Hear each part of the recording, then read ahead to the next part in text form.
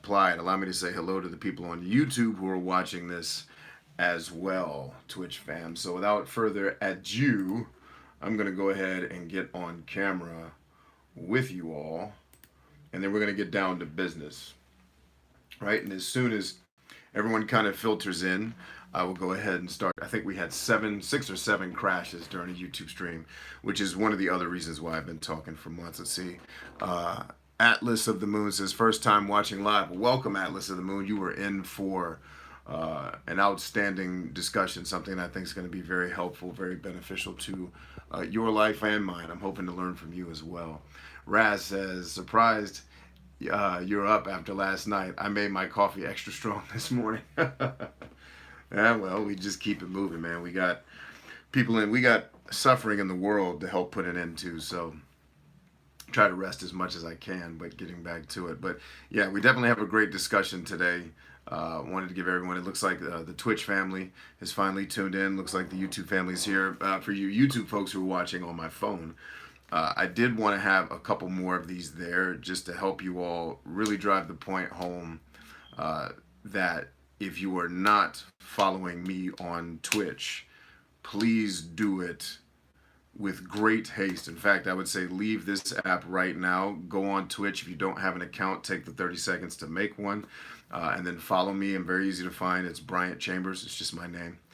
And because these streams are slowly but surely going to work their way off of YouTube, right? You know, I've said many times, YouTube's made it clear that we don't want your 6-hour live streams. Or that's not true. Your 6-hour live streams or your 3 to 4 hour live streams are great when they're live, but after the fact, yeah, we're not going to show this to anybody. Or we'll trickle it out to people for the next couple of years. Whereas on Twitch, I can reach you guys. You actually get, you know, I have 26, almost 27,000 followers on YouTube, right? And maybe 200 of you get told when I'm streaming because of the way YouTube works.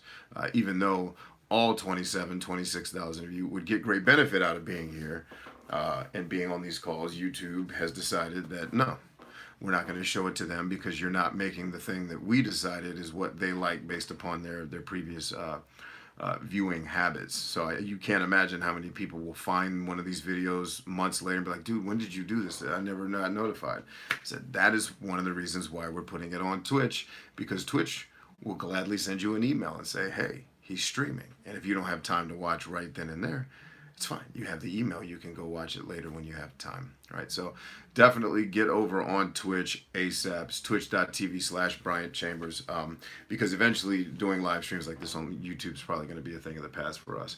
So that said, Tony JV says, I'm great.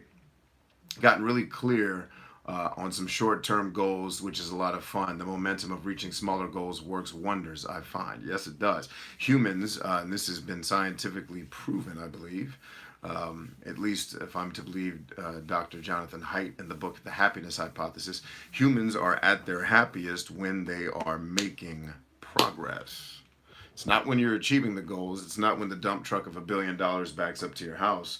It's making the progress to that day is when you're at your happiest, right? Because humans need challenge and struggle to grow, and growth is one of our very powerful spiritual needs when all of our natural needs are met, if you understand Maslow's hierarchy of needs, right? Or the 6 basic human needs, according to Tony Robbins, is a good variation of that. That said, let's get into today's content. I want to start with something funny. So, an actor from way back in the day named Robert Mitchum, he goes to jail for smoking dope, right?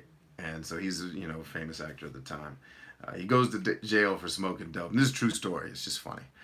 He goes to jail for smoking dope, and when he gets out, of course, the reporters, you know how the media works, the reporters want to ask him, yo, how was it in there? And he said, oh, it was just fine.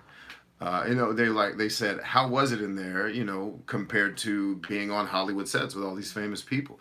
And he said, oh, it was just fine because I was with a way higher quality of people. I was like, wow, if that's not an indictment on the foolishness that's going on in Hollywood. And that was, that's what, I think he was famous back in the 50s or something like that. That was a while back, right? So that's how we started off. Also, I want us to get in the habit. You guys know, if you were on last night's Hangout, I talked a lot about empowering beliefs, removing limiting beliefs, and why that's so important, and it's going to become important for today. Let's see. Alay says, "Hi, first time watching you live. Awesome, awesome. Thank you for being here." Uh, Silky S says, "Brian, hi there. How are you? Love your videos. I'm an INFP as well. Hey, welcome, welcome to the party. It's nice to meet another person who watches the videos, and thank you for being here. I will reiterate."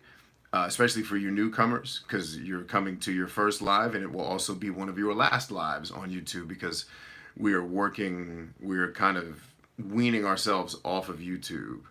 Um, we're weaning ourselves off of YouTube and moving over to Twitch for live content, right? A lot of the stuff that I put on Twitch will be uploaded after the fact. Like you may have just seen, how we made an extra $20,000 using social media in 2018. Um, let's see. LA says, "Sorry if I don't participate. I'm listening while at work." Oh no, no apologies needed. That's common, right? I appreciate you saying something about it, but definitely take the time to go create a Twitch account if you don't have one, and follow us there, because that's where the live streams are going to go. Also, for those of you that I reach that are freelancers or aspiring entrepreneurs or already entrepreneurs and business owners, because believe it or not, quite a few people either follow me who are successful business owners, or there are people that I coach in some of my private programs. Right, Victoria says, "Nice to catch you live." It's nice to see you, Victoria. I'm seeing a lot of new names. This is awesome. Thanks for being here.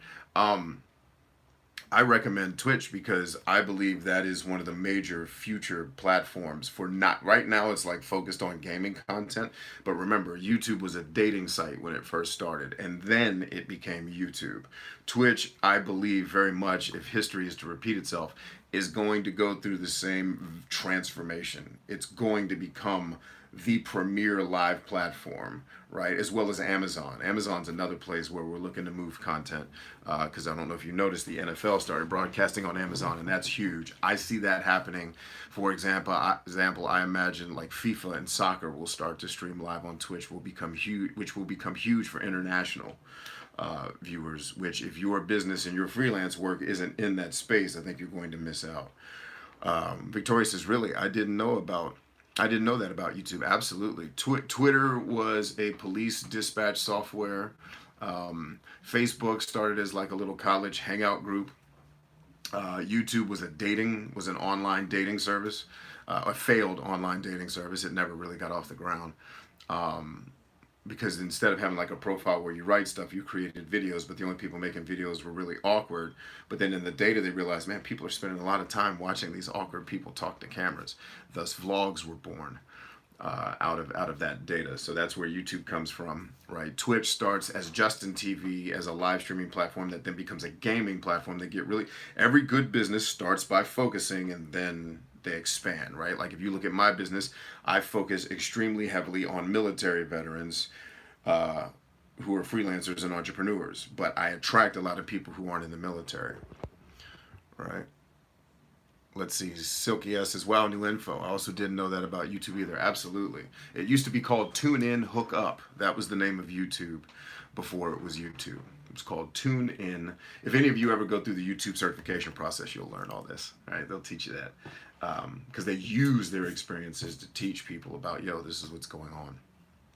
But yes, so I believe Twitch right now, it's games. But if you look at the most popular channel on YouTube, for example, is music, right? The conglomerate of all these other channels playing music. Music is the most watched thing on YouTube. Right now, Twitch is a gaming platform, but if you look at what's watched most, it's called the just chatting section, which has nothing to do with games. In fact, a huge percentage of it is women in cleavage showing shirts, either doing ASMR or talking sexily into microphones or just having conversations. And those women make a killing on Twitch, and they're not talking anything about video games at all. They're talking about making men look at their cleavage while they say whatever it is they have to say. All right, so with that out of the way, we talked about, because today we're here to talk about recognizing your value and why that's so vitally important to you having the life that you kind of secretly dream about but may be afraid to talk about or admit that you have. Well, I'm here to tell you that it's very much possible. But in order to do that, one of the things I want to help you with is, last night we talked about eliminating limiting beliefs and then replacing it with empowering beliefs. Let's see. Lubna says, hey, I had a bad grade and now my self-confidence just let me. I'm hoping to do my tarot channel soon. So Twitch is a good place, huh? Yep. Better believe it. Anyway, removing limiting beliefs and replacing them with empowering beliefs. And I got a lot of questions last night that's leading to this next thing we're going to do before we get into the topic, which was, okay, how do I do that? And I said, well, it starts with replacing the ineffective thoughts with resourceful thoughts. And I said, then following it with massive action. But the piece that I kind of missed, the piece, the tarot card that Victoria pulled today says everybody has value. There's something at work underneath this thing we call reality, friends. The answers are out there, right? So the one of the things I kind of mentioned, I retroactively added to my whole spiel was, well, one of it is the confessions that we give ourselves. So I want to start all these calls, and it seems kind of corny, but this is something that I know works from military experience. It's worked in like spiritual environments that I've been in. Having a daily mantra, if you will, that you repeat to yourself regularly, because then you begin to believe it, right? And as long as it's resourceful, effective thoughts that are grounded and rooted in plausibility, those edifications become very powerful in helping you. So I want you all, if you will, you don't have to type anything, but I want you out loud, if you're at work and you need to whisper it to yourself, that's fine. I want you to out loud repeat what I'm getting ready to say to you about yourself. All right, here we go. First, I am stronger than I realize. I was created for a great purpose, and I will fight to the last to fulfill it. I am stronger than I realize. I was created for a great purpose, and I will fight to the last to fulfill it. Okay, so there's 3 principles baked into that mantra. 1, what you think about yourself and what is real about yourself are often not congruent, and we need to bridge that gap.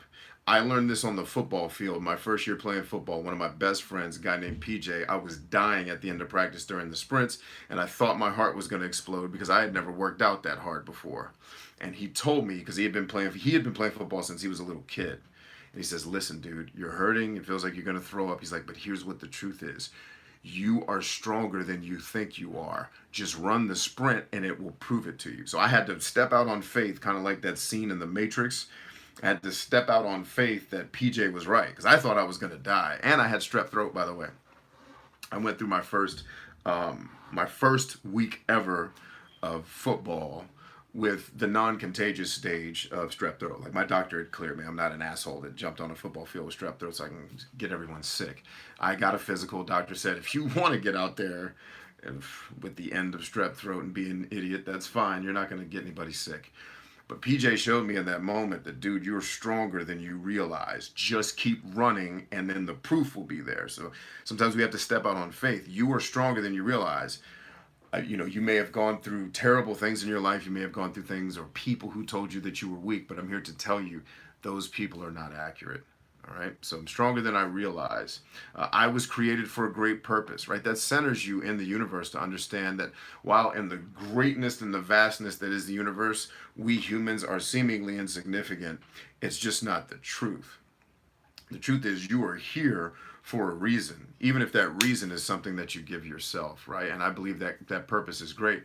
And I think in America especially, we have this unhealthy tendency to compare ourselves to other people, right? Going back to the you have value. You're like, well, I'm not as valuable as him. And it's like, well, you really don't know that. See, what a lot of you don't know is the beginning of my faith in God started with a little old lady in Germany who stopped me on the street when she heard me cussing up a storm, right? And I don't have an issue with cussing. That's not the point of the story. She pulled me aside and she was like, hey, are you aware that you're one of God's creatures and that you matter? And she taught me right in that moment. If that one lady hadn't pulled me aside, a lot of the faith that I've been able to apply to stay alive in combat and to get to where I can come before you today, even with some of the medical and psychological issues that I am currently having and dealing with, I wouldn't be here right now if it wasn't for that one lady. And I've reached 7 million people plus, right? So if that lady doesn't reach me, maybe we're not here today. I don't know. But her purpose was great, and that she set me on a trajectory of a life of living by faith, right? And not living in fear and in doubt. Because she didn't admonish me or yell at me or tell me that God hates me or that I'm going to hell because I did something that she thought was wrong.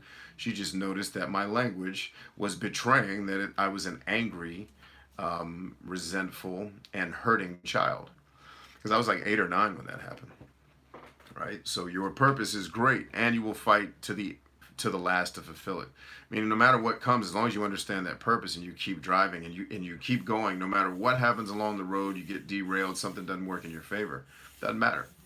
You're still going to stay. You're going to stay the course to the end, and that's how you win. The only way you lose is if you give up, and we're never going to give up. No retreat, no surrender, right? So, and maybe you're listening to this, and you've been through some really hard stuff. So it's hard for you to believe, one, that your life has value. Maybe you grew up with somebody that told you that your life had no value, or you work in a place where the leadership is so inept and unskilled. Like if you've ever been through my 69 Pillars of Success life strategy course, there's a video in there that talks about if you are unwilling to fight for your people, you're unfit to lead them. I will tell you, I've worked with a lot of leaders around the world, right?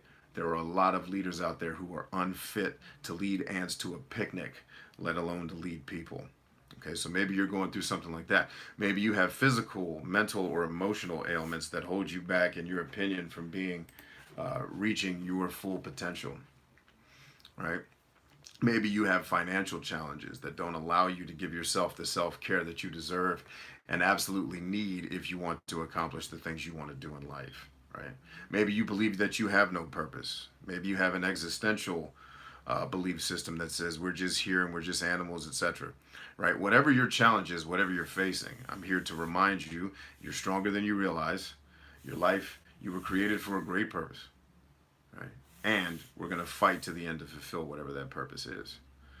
Okay?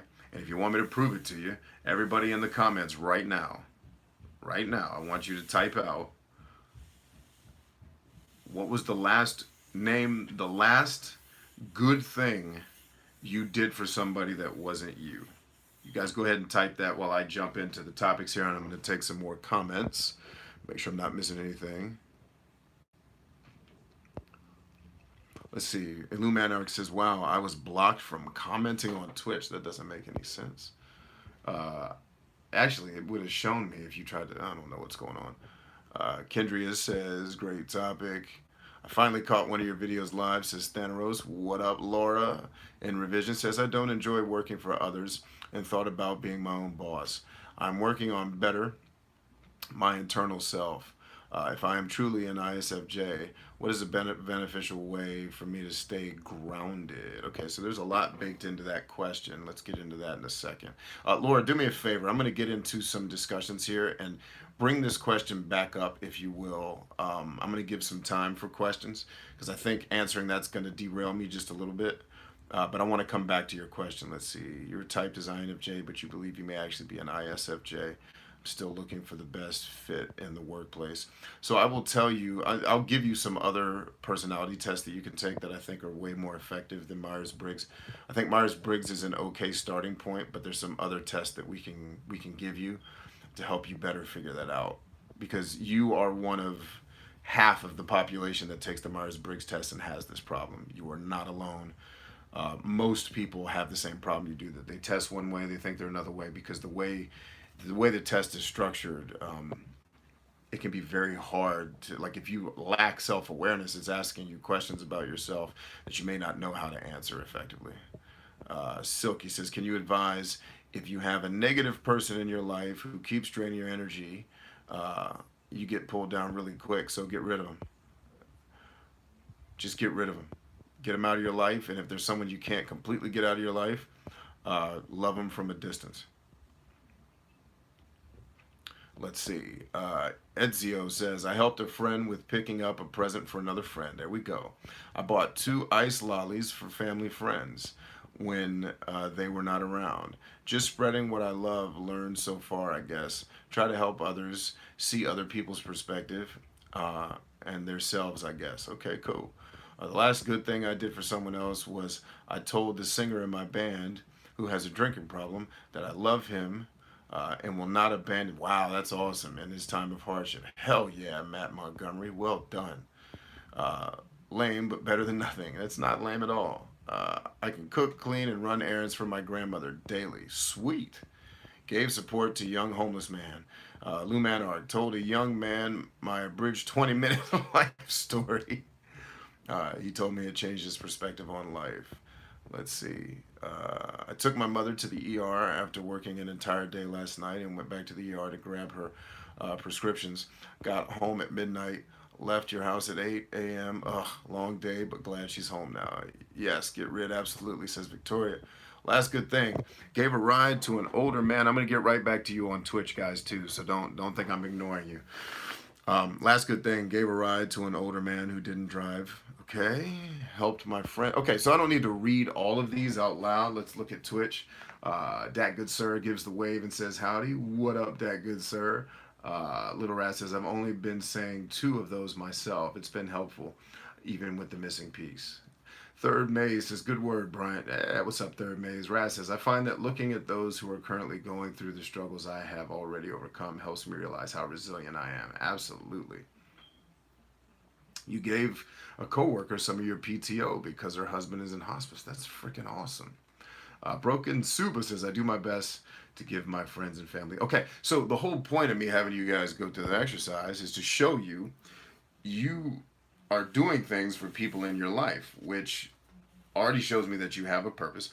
What would happen if those people that you were serving and doing things for, if you pulled yourself out of the equation, what would happen? Now, I don't think it would be as dire as no one would help them and they would be all alone. Maybe that's true. But the fact of the matter is that every person that you all just named, their life is improved because you exist. Right? So that right there already proves the second statement, which is your life has a great purpose. The first statement, a lot of you were talking about going to the ER at midnight and you didn't have any sleep and you had to go to work and then come back to check on your mom when you're tired. That shows that you're stronger than you realize. And what a lot of you don't realize is that your strength comes out when you're going through hard times and struggles. Your strength doesn't come out when everything's going well. So a lot of us don't think we have strength until you're forced to have it, right? You know what I mean? Like, until I saw a guy at a gym almost put his hands at the young, I assume college age woman that was working there. You know, when I saw that getting ready to go down, I didn't know that I had the patience and fortitude, because in my mind, the warrior in me was saying, this woman's in danger. This crazy idiot of a man is about to put his hands on her. And immediately my mind went to, no joke, I need to figure out what I'm going to tell the county police officers when they show up after I've put this guy's face through the wall. Because I was like, when I came, so this is the story if you haven't heard me tell it before. I was at the local gym where I used to work out back in the day, way before, my 30s, when I was still powerlifting and all this stuff. Now I just kind of work out to maintain, right? And so I come out of the locker room from changing, and there's this guy going completely nuts on the young woman that works there. And she gives me the glance like, don't you move. Like, she glances at me like, just stay here, because I don't know what this fool's about to do. So I just kind of hung back by the locker and acted like I wasn't paying attention, but I was totally listening to the guy and watching him, because he was so angry and livid. He didn't even notice that I was, 4 feet from him. And I started thinking, if he reaches out to put his hands on this woman, my next reaction is to grab him basically by his, his pant straps, the back of his collar, and put him through a wall. Like, just basically, if not through a wall, basically, I'm going to subdue this guy. And so in the back of my mind, I'm thinking, this woman's in danger. I'm going to have to do this. Fortunately, the guy was just we had a talk.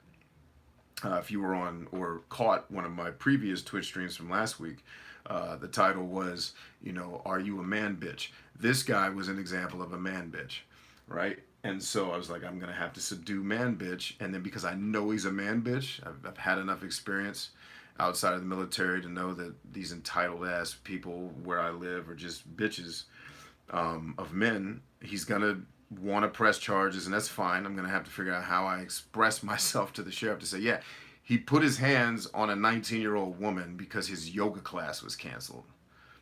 So I took it upon myself to neutralize the threat. What I learned in that moment was, wow, I actually have a lot of resilience because I never touched him. I just stood there calmly. And keep in mind, I'm maybe at this point in the story, I'm maybe a year removed from being in combat. So I'm not even completely home yet. I'm still looking over my shoulder if I hear a loud noise, right? So I'm not home. I'm not here yet, right? I'm not fully, hell, I think even 2019, I'm not all the way home yet. But the point is, I learned in that moment that I was stronger than and I already thought I was pretty dang strong. I'm bench pressing 400 and some odd pounds and leg pressing 1,200 pounds. That came a couple years later. But it was like, yo, I'm even stronger than I realized because I was able to keep from killing this dude at the gym who was threatening a friend of mine. Right, so you begin to realize those things. And then the last piece is a declaration of it's creating a reality, right? Right?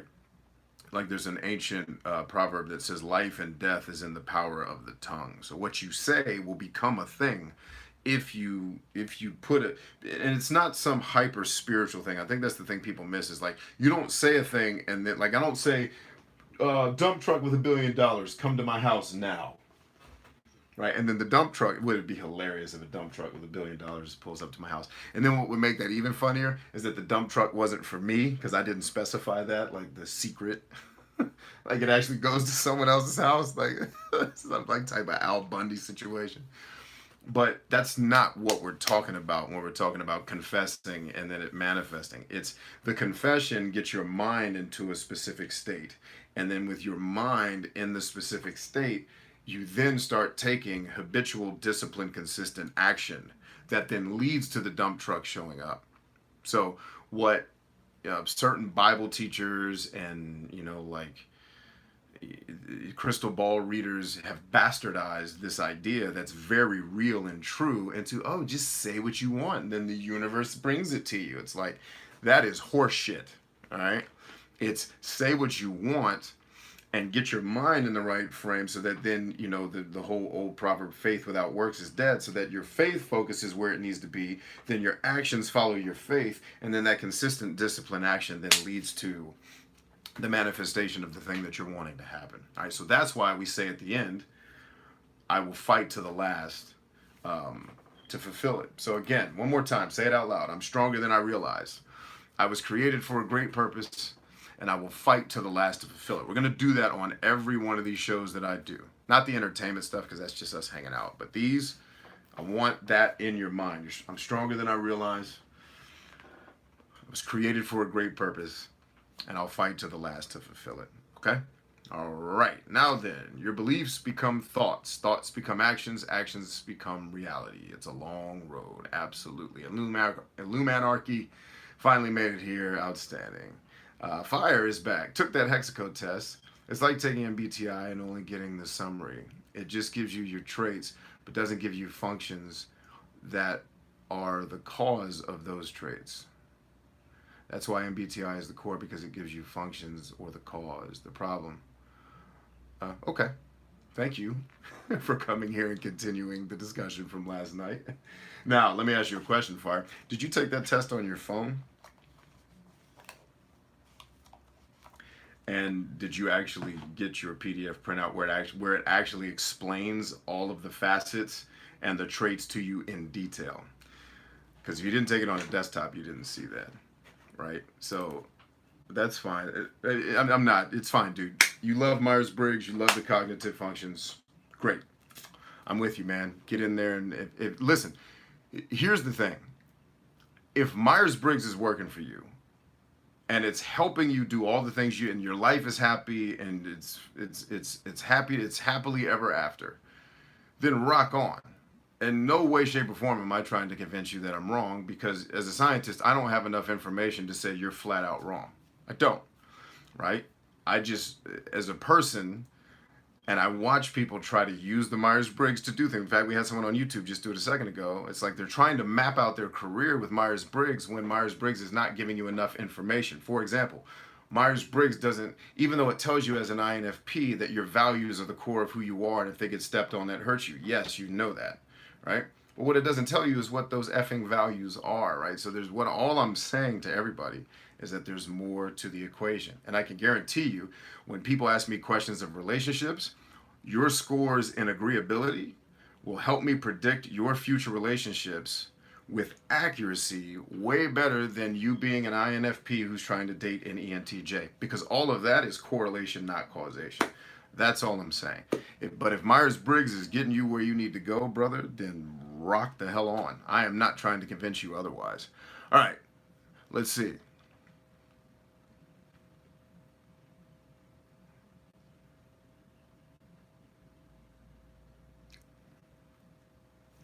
Let's see. Wait, so where should I do that test? It's hexaco.org.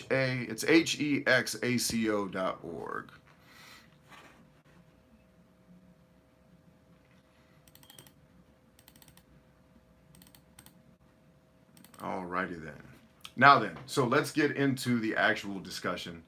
I'd like to keep the Myers-Briggs everything to a dull roar.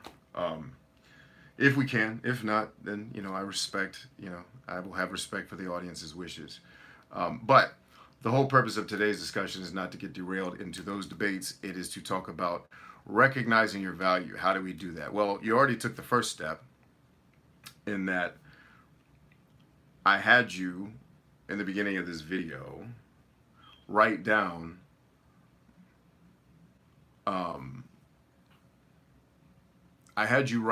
what was the last good thing you did for another person, right? And so the part of the challenge when it comes to recognizing your value, and more importantly, I think to a degree, everyone kind of recognizes a piece of their value, but I think to a person, everyone I've ever met undervalues just how valuable you really are as a person. Okay? And that's the core, that's the purpose of this discussion. Every one of you listed a thing that you did to help somebody else. Right? So that means you took from your time, you took from your resources, time being one of them as well. People were giving up sleep, people were giving up time. Raz was giving up money, right, to a coworker who needed help. She called it PTO, but what that really is time in advance, and time is money. And that, in a job, you're trading time for money. So the issue then becomes,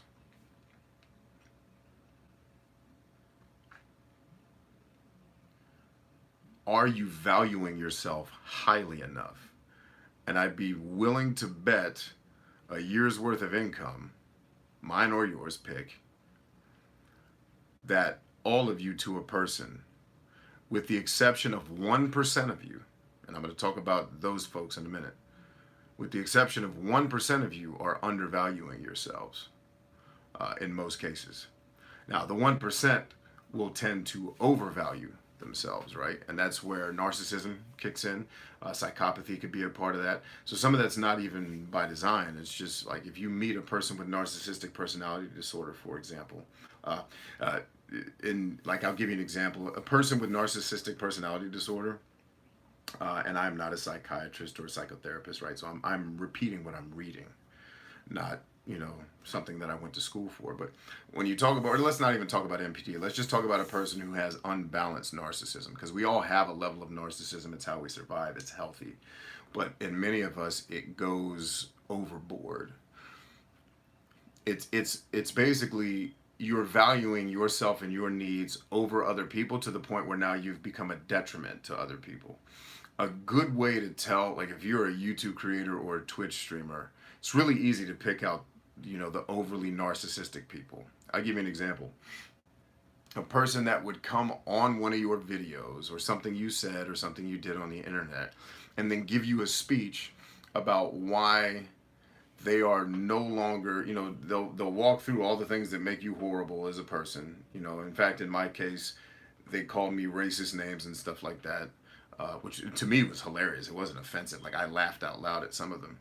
And they will then talk about how horrible of a person I am because they disagreed with an opinion that I had about something, right? Uh, that is a person who, because a regular person, even if I said something that you disagreed with, or if I said something that offended you, a normally functioning person is going to either just drop it and walk away and be like, I don't really like what that guy said, but I'm not sure what his intent was or his motive, so maybe I'm just going to leave it alone and walk away. Or if they're good at, like I have coached people on how to do confrontation, for example, right? And the reason why we suck at confrontation is because we don't know how to do it. We don't know what it is, right? Or we'll believe something about, oh, our personality type says we hate conflict. No, everybody hates conflict. Some of us are just better at doing it or willing to do it for a purpose, right? And some of us are trained to do conflict in a healthy way, right? But it's that person will go on this tirade about you and then announce to you and the entire audience I'm leaving your channel and I'm out of here. Like a regular person would say, hey man, can I talk to you for a second? Like, yeah, what's happening? Hey, when you said, like I had a narcissist lady actually it's on YouTube. If you want to watch it, you can listen to her getting angry with me at a keynote talk that I gave last year. It was actually about a year ago. It was in June last year, June or July.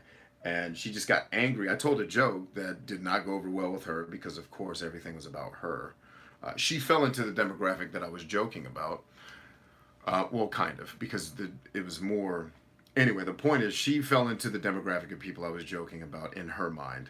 And then she took it upon herself to mean that the joke was about her and now she was offended. And she's going to disrupt my talk to then talk over me to say that was this and that was that and you can't say that and I'm going right now to complain to the people who are running this event. You should never speak here again. And so she walked out and did that. Interestingly enough, the people running the event came to me after it was over. They were like, tough set, huh? They were laughing about it. It was like, and they were like, don't worry about it. That lady's been a pain in the ass all week. She's been disrupting, blah, blah, blah. That's a person who's overly narcissistic. That person probably values themselves too much, right? So let's hope everyone here is not that lady. And in fact, if you're here on one of my live streams, you're not that lady. All right, you're not that guy. Okay. So most of you, right, are probably undervaluing yourselves, and because you perceive yourselves as less valuable than you were created to be, then you behave as such. So, for example, I get a lot of INFPs.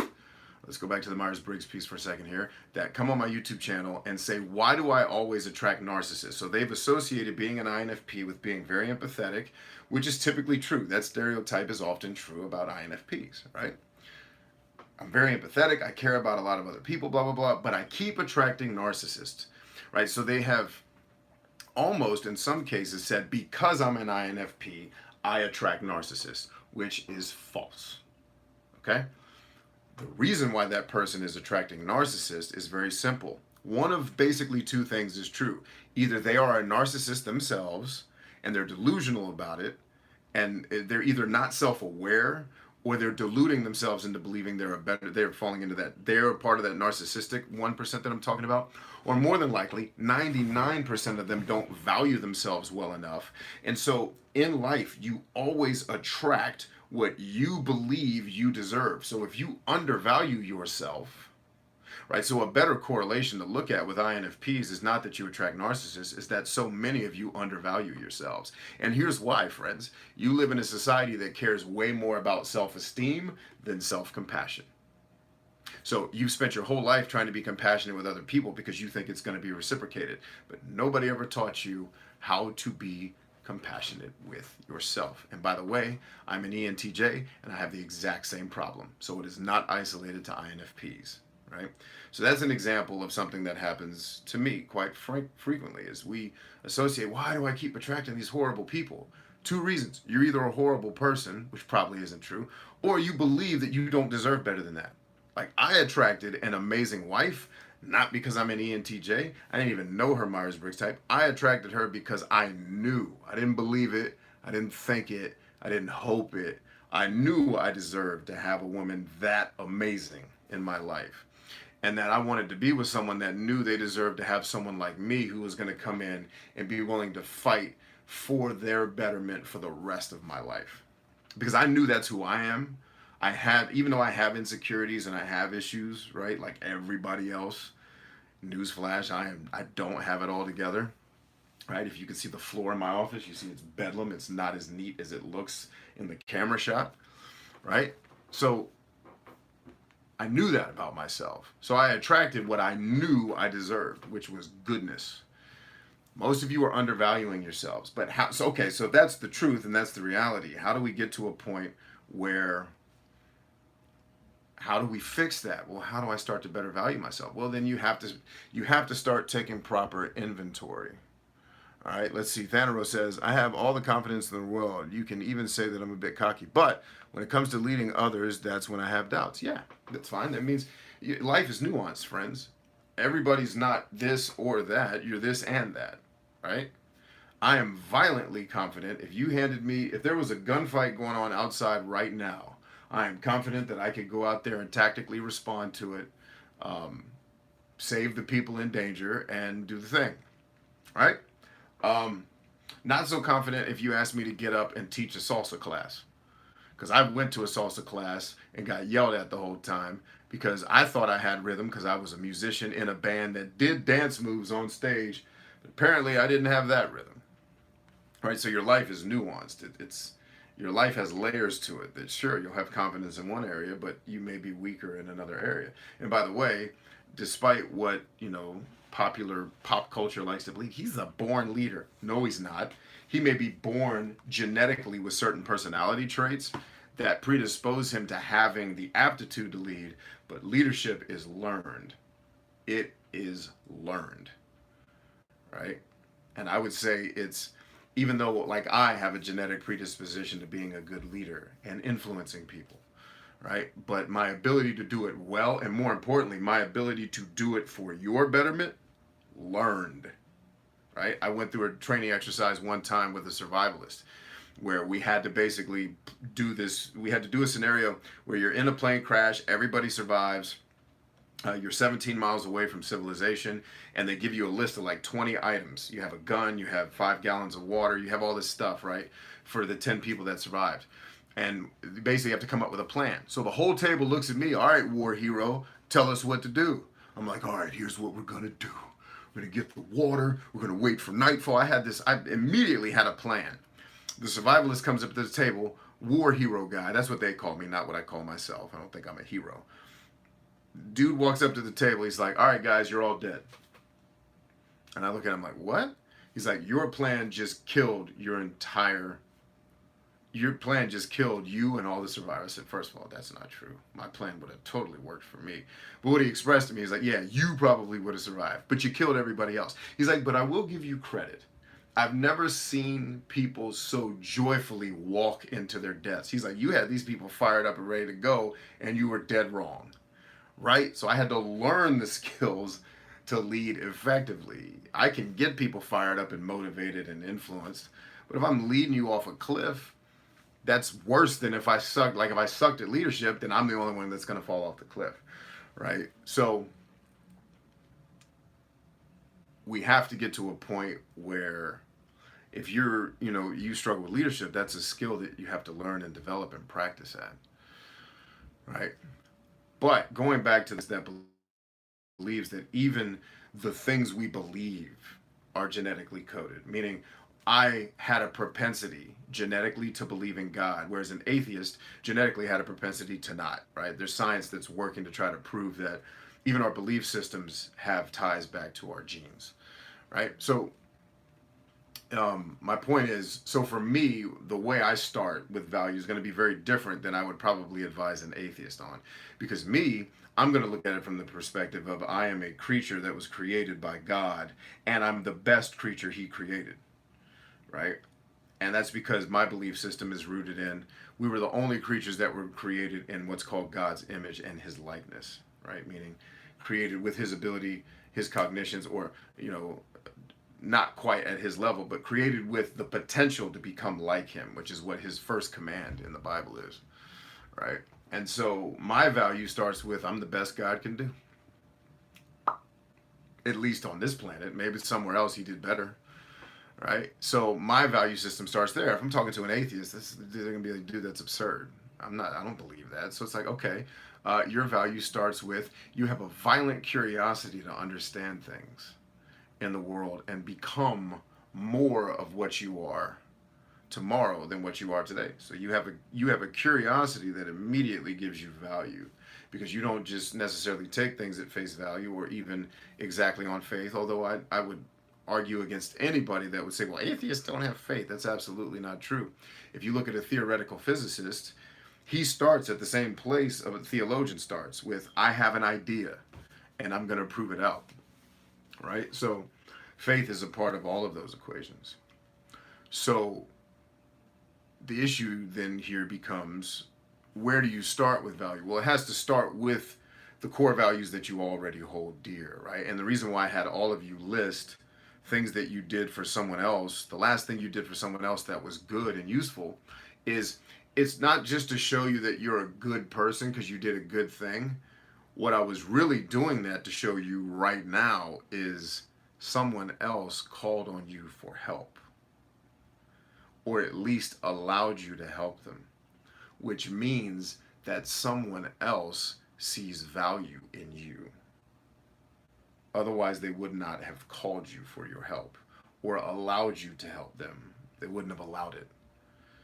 Right? So your quest for recognizing your value has to start down there at the core, that somewhere, someone on this earth, my wife's back, awesome. Someone sees value in you and your capabilities and the things that you can do. Right? The next thing to realize is, as long as you're working at it, and by working at it, I mean you have some system of self-development, right? Like if you're just sitting around going through life, then, you know, what I'm talking about probably doesn't have any value to you and you probably shouldn't be on the call. But if you're daily doing at least one thing, how can I get a little bit better today than I was yesterday, right? Like, so for me, that was, I actually started studying, I started studying some other ministers and entertainers that don't do it my way. Like, because the fact of the matter is, like, if I'm self-aware enough to know the things that I'm doing right here today have implications over the next 20, 30 years, where we will reach over 1 billion people and have a fundamental positive impact on their lives. Like, I understand that I've worked very hard to become good enough to do that. Not in an arrogant way, but in a way where I know I'm not only capable, I'm willing to put in the work to help these people. Right? Well, if that's true, then what am I doing every day to get a little bit better? And so what I started doing was, well, let me look at these other people who are already at that stage, who I think I have either the potential or I'm already on their level, right? Not like I'm comparing myself to them, but just I know I have those capabilities because I've proven it. Well, then if that's the case, instead of judging someone else for doing it differently, I'm going to go, well, this dude has 1 million people watching him every time he opens his mouth. So instead of judging, well, I wouldn't do it that way because I think the way he's doing it is kind of patronizing. No judgment. Remember, I told you on last night's call, stop making declarations. And this is great advice for Brain Juice. Welcome to the show, brother. Stop making declarations and start asking more questions. Stop talking from a place of authority when you don't absolutely know what you're talking about, and start asking more questions. Fools swear they're wise and the wise know they're foolish. And when I watch the wise, they're always asking questions, not making declarations. Right? So I'm asking myself, what can I learn from this dude? I don't necessarily want to do it like he does, but there's something about him that 1 million people are watching him every single day.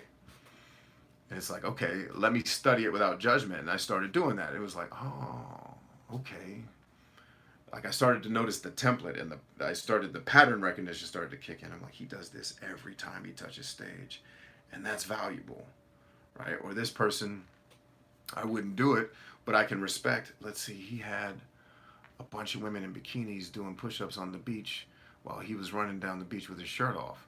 Now, that's not my style, but it's like, if I can look at it without judgment, it's he knew how to get people's attention, and that he can take that attention and do whatever he wants with it after the fact, right? So it's, how are you, so take me out of the equation, because this talk isn't about me, I'm just using me as an illustration. How can you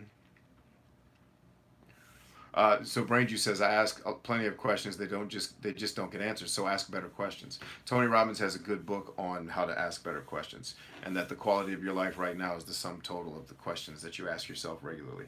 That said, um,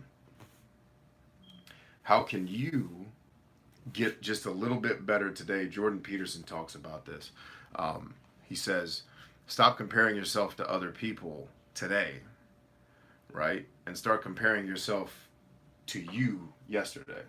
Like if today that, I watched these entertainers and these, these motivational speakers, and I can add something new to my arsenal, then I get a little bit better. Or if the host of books that I'm reading every day, from like my biblical devotions to learning about money, to the book we read last night, Keeping the Mind Right, to the story of philosophy, learning about a lot of these ancient people that and it's funny how life goes in cycles, because these ancient people are talking about things that were happening thousands of years ago that are exactly the same today. And like I was reading, matter of fact, I think it is on my shelf. Let me find it real quick. Oh, come on. Where is it? Where is it? Tag nabbit, I got crap in the way. But there is a president, and I can't remember if it's Hamilton. But I was reading about how he came to become the president. I can't remember if it was Hamilton or not. I think it was President Hamilton. His campaign was exactly what Trump did, like verbatim. So none of this stuff's new, right? So let's see. Okay, so Brain Juice makes a good point. Better is subjective there. Okay, so let's take better, more optimal for the solution you're looking for.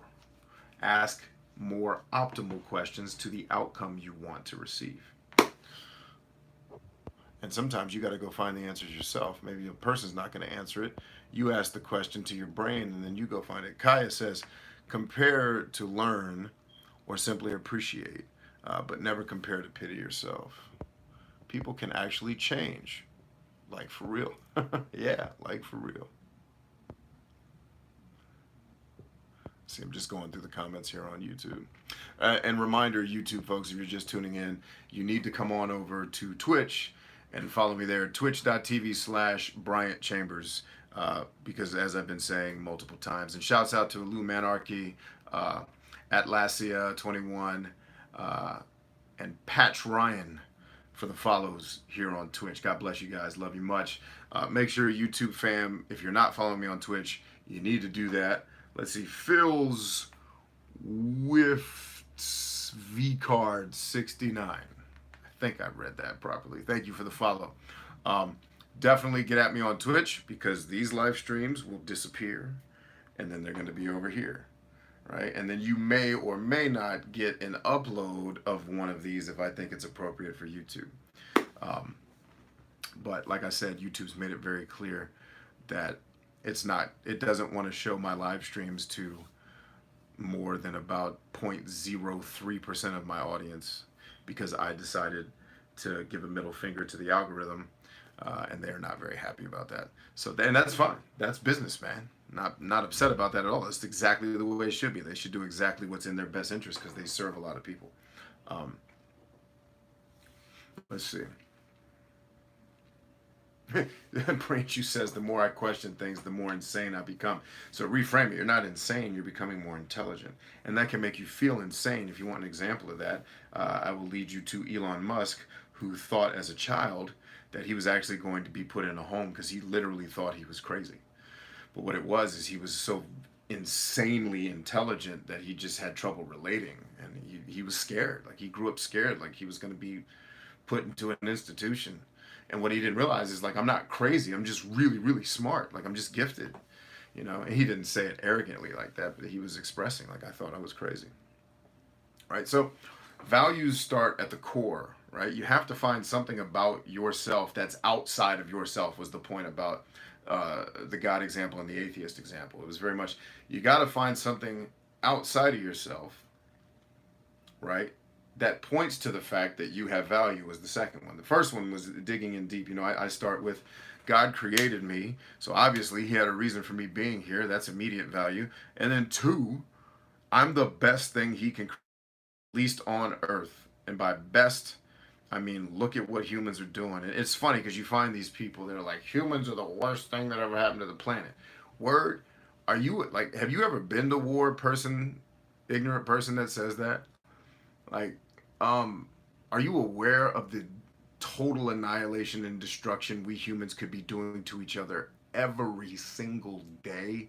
And we don't. And we don't. Like right now, if everyone in America took their money out of the bank, you could dismantle the American economy.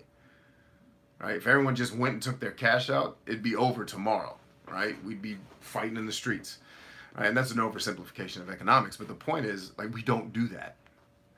We don't hurt. Yes, some people do hurt each other, but it's such a small percentage of the whole of what we could be doing to each other that it's like, yo, and look at the advancements, the things that we've added value to. We just have a tendency to focus on the negative. Look at all the horrible things humans do. Like, yeah, we do some crappy stuff because we're learning how to be better at this human thing.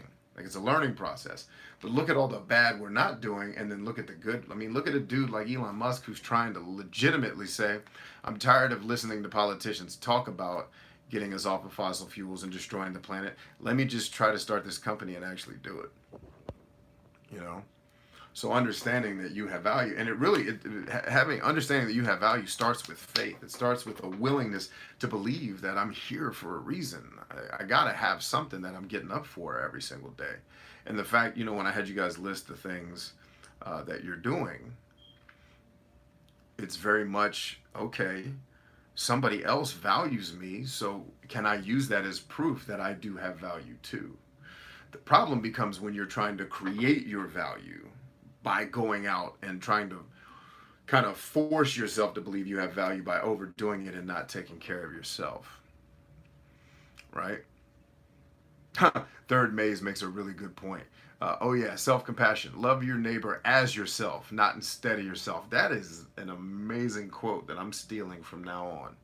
I like that. That's very well said. All right. Let's see. Atlassian says, hey, I'm Atlas of the Moon on YouTube. Just made the account and followed you. Bless you. Thank you so much. Broken Tsuba says, I don't value myself almost at all, so we need to change that. I'm afraid if I value myself more, I'll lose my humility. Not true. Let me, in a second, teach you what actual humility is. How do you balance the value you allow yourself without losing your head? So what you're talking about is what a lot of us call false humility. We live in this society where we've taken the warrior ethos to an unhealthy degree where it's got to be all about everyone else. And if I do anything for myself, that's selfish and arrogant, and it's not. And I heard Gary Vaynerchuk say this. I don't know if he's the originator of the quote, but it is absolutely the truth and applicable. The greatest way to be selfish is to be the greatest way to be and I add a thing to it. So it's Gary's comment, and then I'm adding a piece to it. Gary's comment: the greatest way to be selfless is to be selfish. I add this to it: the greatest way to be selfless is to be selfish first. When you're on a plane, I use this example all the time, and they tell you the cabin depressurizes, oxygen masks are going to fall from the ceiling, which always baffles me because I'm like, where are they falling from? I don't see anything. But anyway, put the mask on everyone else first. No, you can't. You cannot properly love and care for other people if you're not doing it for yourself first. So, and let me help you out, right? Because your question is very similar to things. It's a very similar question to something I experienced a lot working in ministry, and I'll tell that story in a second. But it's the fact that you asked the question that I'm afraid I might lack humility if I value myself better. The fact that you had the honesty and humility, which is the first thing the Hexaco test measures, right? Are you honest and humble, right?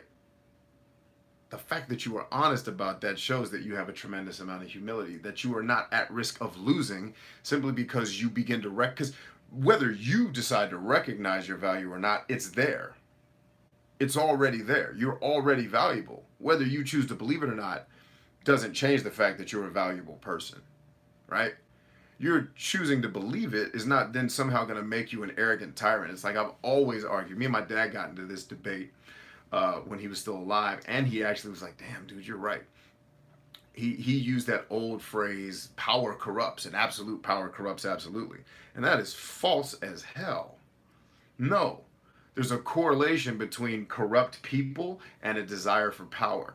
Most people who aren't corrupt don't want power because they understand just how hard it is to rule people and to do it in a way that actually helps them. So people who are benevolent usually, like in the perfect example of that, if you've seen the movie Gladiator, is when Marcus Aurelius names Maximus as the new Caesar, and he's like, and Marcus is like, "What say you, Maximus?" He's like, "With all my heart, no.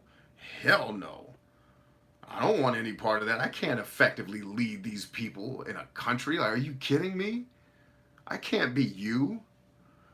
That's the fact that you're willing to say it means you're not at risk of losing humility, right? And in ministry, it's a very similar thing, where there's this very taken out of context scripture where it says everything's forgivable except blasphemy of the Holy Spirit, and then immediately when someone teaches on that, everyone's like, "Oh, Jesus Christ, have I committed blasphemy of the Holy Spirit?" It's like, no, dude. Like, the fact that you're asking the question means you're not capable of committing it. So we're good. Right, so you're good, man. Don't worry about balancing it. Begin to value yourself. And, the good in you will take care of the rest.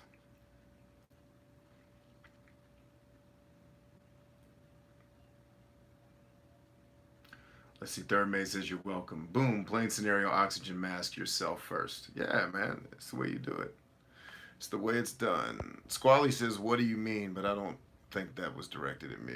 Looking after oneself first is, yeah, and by the way, it's a lack of humility if you don't take care of yourself first, because you're arrogantly believing that you can actually help people without taking care of yourself, right? Michael Jordan is always, in the public eye, he's always criticized as this arrogant prick.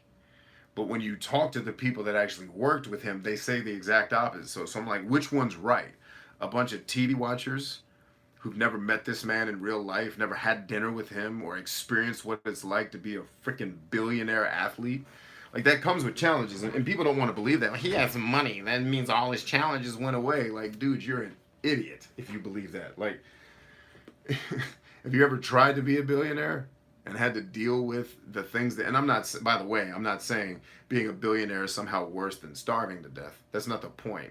People always think in these extremes. There's no nuance. But my point is, everyone that's working with this cat has something to say about him that's positive. And I'm like, and Steve Kerr, specifically, if you want an example, talked about his humility. He's like, I'm Steve Kerr, and I'm on the bench during a game telling Mike, yo, when you do this thing, they're adjusting to that side, go the other way. And Steve Kerr talked about how he was shocked, like Mike actually went out there and did it. And then when Mike was questioning it, like, he's like, I'm Steve Kerr. Why is Michael Jordan taking advice from me? And then it's, and this is secondhand knowledge. I didn't talk to Steve Kerr. This is things that I've read and heard, right? So if it's not true, we'll adjust the material later. But it's like, I'm Steve Kerr, yo. But Mike, when asked, what's that about? He's like, well, Steve is an intelligent human being like everybody else. And he's like, basically, if someone's coaching me and they tell me to do something, I'm at least going to try it, even if I think they're wrong, because maybe, just maybe, they know something that I don't. And his humility was born out because he was willing, and even Kobe Bryant to an even greater degree, he was willing to stay in the gym for hours and hours and hours beyond his contractual obligation to get better. That's real humility. The guy that stays on the football field after dark and keeps working so that when he gets to the game, he can dominate, right? You see people like Tom Brady just dominate, but what you're not seeing is every year, off season, on season, he's hiring trainers, and he's the best quarterback that's ever lived, and he's still hiring quarterback coaches to come in and work with him. That's humility. Arnold Schwarzenegger was the same way, getting other bodybuilders to help him. Like, he flew across the world to get a guy to help him get his legs right. It's the, humility is not this BS that we learn false humility in school. Like, be nice, Timmy, and be humble. Like, humility is not being nice, right? Humility is recognizing the reality and adjusting to it accordingly, right? And not lording yourself over people. Like, it's not a lack of humility for Gary Vaynerchuk to say, yo, I'm all time. Look at him. He is. And he recognizes his humility is, I'm going to work 18 hours a day until I prove it. There's nothing arrogant about that statement. Like, if he was saying, yo, I'm all time, and he was playing Madden 18 hours a day, then I'm like, it's not just arrogance. Like, he's delusional. Like, he's ridiculous, right? But he's not. So we got to get out of this mindset that if anybody ever says something nice about themselves, like, he's just arrogant. You're supposed to crap all over yourself, like the rest of us who are miserable with our lives. Like, okay, sure thing, right? So you have to begin that process, and that kind of quasi mantra I gave you in the beginning will help you. Like, I'm stronger than I realize. I was created for a great purpose, and I'll fight to the last to see it fulfilled. All right. Let's see. Illuminarchy says meekness used to mean teachableness in ancient Hebrew. 100%. If Jesus was alive today, they'd think he was arrogant because of some of the stuff he said. I mean, some of the stuff he said, if it isn't true, that dude was insane, right? Like, I'm the son of God, baby. What's happening? You want to ride with me? Become fishers of men? Like, who would walk up to you and say that if he wasn't legit? Like, unless he was an insane person. But clearly, he had something going on because he's got billions of people believing that stuff now, right? And meekness, I've always taught people this, because meekness, people always thought is sitting, making yourself small. And, meekness was always attributed to women. It's just be a meek, don't speak until the man tells you it's okay to speak, and keep the house clean. Like, that was meekness, because a bunch of stupid people were allowed to talk. My dad said never call people stupid. Sorry, Dad.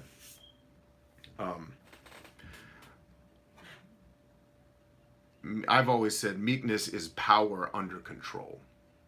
Like, you're a person who is greatly powerful and aware of your power, but you control it and you direct it in a way where it's effective to more people than just yourself, which goes back to that power corrupts axiom that I don't believe in. I don't think power corrupts anybody. It just makes them more of what they already are. So if the person is amazing and you give them more power, they're just going to become more amazing. Right? Now, granted, yeah, everybody that has capacity to be amazing also has the equal capacity to be evil. That's what Fire was talking about. One of the things the cognitive functions kind of pans out that I do like is, you have these functions, but then you have these shadow functions, right? And although that's not good versus evil, it's the same principle. It's the same capacity that I have to help and bless and love people. I have equal capacity to be a domineering tyrant, right? And both of those wolves live inside me. And the one that wins is the one I feed. That's why I constantly go to doctor's appointments and mental health and physical therapists working on myself. But I'm also doing these things where I come and I pay forward what's given to me, because it feeds the good wolf, right? And so power will never corrupt me as long as I'm feeding the good wolf. And that's why I told my dad, you were a powerful man in your time, right? In your time, a large portion of the world knew who you were, right? Like, when I followed in part of your footsteps for a couple of years, and I said, this isn't for me. I had random old guys walking up to me talking about how you changed their life. And so I asked him what won the debate for me. And it's not winning, there's nuance, right? I said, Dad, I don't believe power corrupts. He said, prove it. I said, did it corrupt you? And he stopped and he said, damn, I didn't know you were going to go there, homeboy. I said, yeah, dude, didn't corrupt you. Now, did you do some ill shit at some point? Yeah. Yeah, you took me to a death threat with someone who threatened my mother. That's the way we're a family that protects each other, right? You took a 7-year-old to go threaten some man's life. But I learned in that moment that my dad would do anything to protect the people he loves. And this person threatened the livelihood of my mom's. Right? My dad was teaching me, if anybody ever F's with your family, they gotta go. Right? So now, do I think my dad would have ever killed the guy? No, the dude was a man bitch. And my dad was just making sure he understood he was a man bitch. and stayed in this place and never threatened anybody in my family again. Right? But that's the point. All right.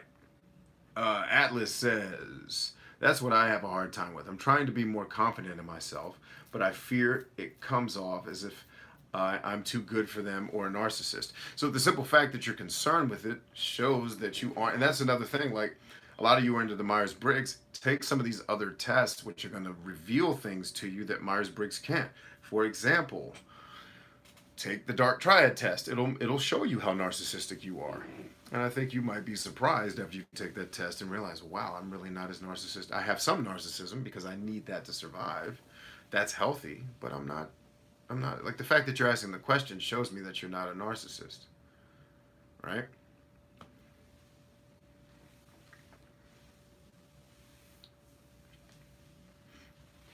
Let's see.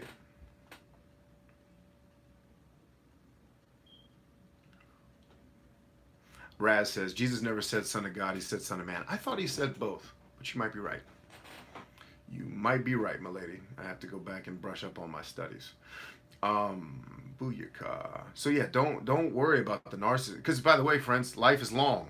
You like, if you go too far down the other road, believe me, someone's gonna let you know, and then you just adjust. You just counterbalance.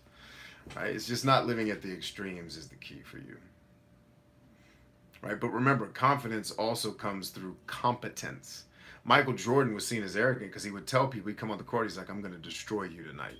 Do you understand that tonight on this basketball court, you might as well stop playing basketball because I'm going to embarrass you. Now, that statement sounds like arrogance until he does it. And then it's, well, that was the truth. But he has the confidence because what he's actually saying, because I guarantee you he never said that to Joe Dumars. Because Joe Dumars worked as, and matter of fact, when Jordan talked about Joe Dumars, he was like, that dude gave me fits. Right? What he's telling the guy is, I've been in the gym 18 hours a day, homeboy, and I saw you up in Malibu taking pictures with Arnold Schwarzenegger and BS, and you're enjoying the famous life. I'm in the gym sweating it out. There's no way you're beating me tonight. Right? And as a competitor and as a fighter, he's getting in the head of the other player. And people say, he's arrogant. No, he's telling you, I'm going to destroy you because I have outworked you. And it's just the truth, right? And so that's where I always say, if I want to know if someone's a narcissist or arrogant, I'm going to look at your actions, not what you're saying. Usually. Sometimes all I have is what you're saying. And I find, too, that a lot of the people that come across as very narcissistic, it's clear that there's other mental health things going on. Just clear. It's like I used to run message forums back in the day for me, my website, and other people's websites, and like PlayStation. And you'd always get that one person that would announce to the world that they hated everybody here and that I'm leaving. I hate all you people. Like, why didn't you just leave? Like, is telling people that you're leaving benefiting them in some way? Right? Like when, I talked about the changes to YouTube. I said that because a lot of people follow me. And it's like, well, I'm still doing stuff. I want you to be able to consume it. Like, I'm not angry and I gotta leave because I'm angry and got my lip poked out. Right? Not me. This happened on, well, it's happened to me too, but this is on a website that I was working on. Why does the owner of this business need to see you publicly say that you hate them and you think they're this and they're that? Why is it like a regular person would have that conversation in private? A narcissist who wants attention and probably has a lot of other mental issues is going to make a emancipation proclamation in front of the whole website about how they think, the owner, and this is one of my mentors who got me started in the media business. Like, you're a horrible person, you're a bully. And I'm like, if you knew this dude, this is a dude that doesn't kill bugs in his house. Like, he's the most loving man on the planet. And it's you're misunderstanding something he said that he disagreed with you on, and they're just like, you attacking him publicly, you have a heaping helping in narcissism, because you didn't. It should have been you pulled him aside and said, listen, when you said what you said, man, my feeling, because the truth is my feelings were hurt when you said that, and I don't really know how to feel about it. I don't want to judge you or say you're a horrible person, but dude, that really hurt when you said that, and then that gives them the opportunity to say, well, no, dude, I didn't mean to hurt you, or lady. In this case, I'm talking about a lady. It was, like, let's talk about it because I wasn't trying to hurt you. But the narcissist, the Machiavellian person, is going to have the public display of anger because, it makes them feel significant and it makes them feel a sense of righteous indignation. Let's see. I set my expectations high for other people and expect them to keep up with me for the simple fact that I hate people who patronize, so I strive to never patronize. But at times, that can lead to some frustration because ignorant people take things the wrong way. My personality type description states that my weakness is arrogance. Okay.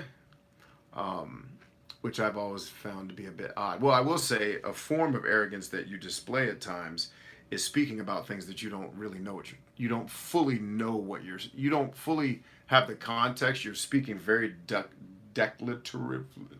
You're speaking very directly about something when you one don't have all the facts and what you're saying is not actually the reality, and you say it with such confidence and conviction, but you haven't done the research to back. Like some of the conversations you and I have had on Twitter, it's like, dude, you're completely out in left field with what you're saying because you have none of the context. You just make this declarative statement instead of asking for more information before you make it. That is a form of arrogance, right? It's not the stereotypical arrogance of you trying to lord yourself over people or being a prick, but it shows a cognitive arrogance that, oh, I know the answer to this. Boom. Or like when you make overly generalized statements like Activision's the devil, and I know you never said that, but it's like, no, dude, there's way more to the story. Those could be classified as mild arrogance.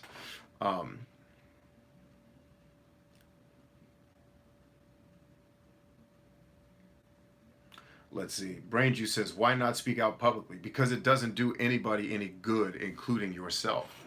You're wasting everybody's time with a self-focused, selfish tantrum that doesn't benefit you. In fact, it keeps you in a negative mental state and it just makes everybody else think you're crazy. And then it hurts the person you're yelling at. There is no benefit that comes out of that public. None. Absolutely zero. Nobody benefits from the exchange. And, you talk about being a person of high expectations. I'm a person of efficiency and optimal stuff. So it's like, why would you do a thing that doesn't have a desired outcome other than the fact the one benefit you get is that you're a self-absorbed, freaking tantrum throwing, not you, man bitch.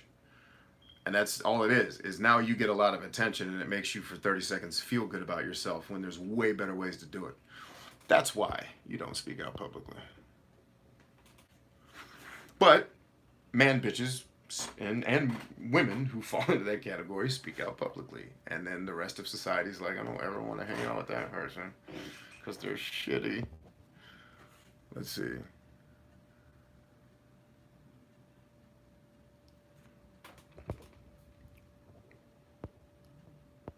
Uh-oh.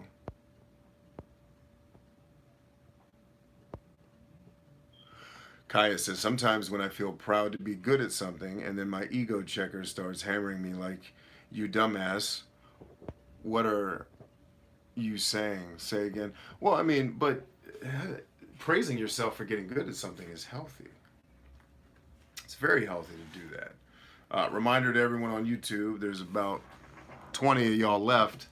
Make sure you're over here on Twitch as well, twitch.tv/Bryant Chambers. If somebody in my YouTube feed actually has commenting ability to post links, please post that link so everyone can easily access it.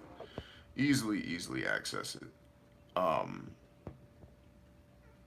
Because eventually the streams on YouTube are going to go bye-bye. All right, so I think we've kind of hammered the horse to death. I think we get the idea that recognizing your value, first of all, just let's list it out, right? It starts with self-compassion. It starts with coming to believe that you have value, right? Then we need to get to the core of, well, how much value? Well, when I had you guys list out the things you did for other people, clearly you are valuable to other people. So if you multiplied that exercise I gave you by 10 or 100, list the last 100 good things you did, you start to realize, wow, I actually do have a positive impact on the lives of a lot of people. A lot of people want me around. Right? And sure, you can make a list of the bad stuff too. But our brains, our survival machine brains are already wired enough to focus on the negative. Becoming consciously aware and focusing on the positive is only going to have upside for you. Right? Let's see, Brain Juice says, what is absolute is up for me to decide, but it's also for you to decide. We both have different perceptions after all. That's what I mean. You make a statement of absolution that's missing facts, right? And you're not giving any credence to anyone else's perspective but your very personal one. That is arrogant to do that. Like, you're not taking other people's perspective into your very declarative you need to ask more questions and make less statements, because you come from a place of you think you know things. But I mean, I have had discussions with you where I've shown you like specific examples of people that you've yelled at and called out. I'm like, well, what about this thing? Like, if they are the Antichrist, why are these other things happening? And you just have this way of heuristically boiling it down, this reductionist, well, then they're just evil. Forget about the three things over here that are good, right? Yeah, and so I'd say one of your weaknesses going back, I think your bigger weakness isn't arrogance so much, because I think you are willing to learn. You keep coming around. I think that's healthy. I think your bigger weakness is you lack empathy. You really do lack the ability or willingness at times to see things from someone else's perspective, at least in what I can garner from what you say. Now, what you're feeling and thinking in the privacy of your own home, I have no idea. You might be out there feeding the homeless and doing your thing. But in talking with you, what often gets exhausting is that you're so sure that you're right. Like if I was just to judge what you type, what you write, like if I was evaluating you, I'd say you have a huge issue with the certainty bias, right? The cognitive biases of the mind. The certainty bias is strong in this one, right? So it's like, I'm certain that I am absolutely right. Again, in the way you communicate, I'm not saying that that's the truth, but the way you communicate, that's the way it comes across. And the way you communicate often lacks empathy, considering, like you said the other week, I made a comment, which first of all, it wasn't even my quote. I was quoting someone else. You said that as if you believe. I was like, I didn't believe shit. This isn't even my quote. It was just something for people to think about. Right, and then you went into your whole philosophy. I'm like, your philosophy is now fundamentally askew, because it's not taking into account this immediate belief that you had about what I was trying to say. Like, you assumed intent. You didn't even ask. You just assumed the intent of what I said, and then you went into, now here's what I think about it. That is, to me, going back to your original statement, that is a taste of arrogance, and certainly a lack of empathy in the moment. Now, what if you and I were hanging out in real life, I think it'd probably be different. I think typing, writing is probably not your strongest form of communication. I think if you were to actually talk to people, it would probably be a lot more effective. Because it is hard to capture nuance, especially in 280 characters. So there's that. Right. Uh-oh, I missed something Squally said. There's nothing inherently wrong with self-praise. No, there's actually a lot right with it.